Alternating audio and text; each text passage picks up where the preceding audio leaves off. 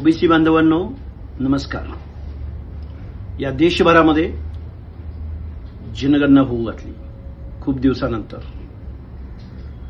आपण ओबीसी मधल्या महाराष्ट्रापुरता विचार करायचा झालं तर 300-400 जातींचे जातनिहाय जनगणना करावी अशी मागणी आपण शासनाकडे करत आहोत। खरं तर देशामध्ये अनेक वेळा सत्तेवर येणाऱ्या सत्ताधारी वर्गानं आपल्याला सांगितलं होतं की आम्ही तुमची जातनिहाय जनगणना करू, पण बांधवांनो तसा ओबीसीचा रकाना आता या जातनिहाय जनगणनेमध्ये दिसून येत नाही।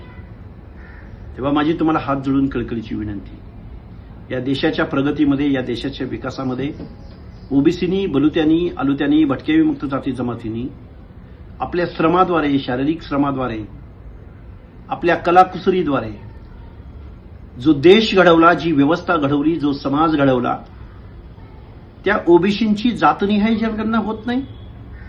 जर जातनिहाय जनगणना झाली नाही तर आपले हक्क नाकारले जातील, आपले अधिकार नाकारले जातील, आपलं बजेट नाकारलं जाईल, आपल्या योजना नाकारल्या जातील, आपल्या महामंडळांना साधा अध्यक्ष सुद्धा मिळणार नाही, त्याला कार्यालय भेटणार नाही, त्याला साधा शिपाई सुद्धा भेटणार नाही।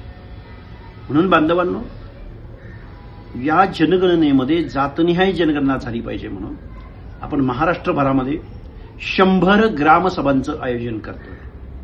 आणि त्या 100 ग्रामसभांपैकी उद्या 11 मे रोजी अहिल्यानगर जिल्ह्यातल्या पाथर्डीच्या जवळच असणाऱ्या पाथर्डी तालुक्यातल्या शिरसाटवाडी या गावामध्ये पहिल्या ग्रामसभेचं आपण या सर्व ग्रामसभांचं शुभारंभ करतोय।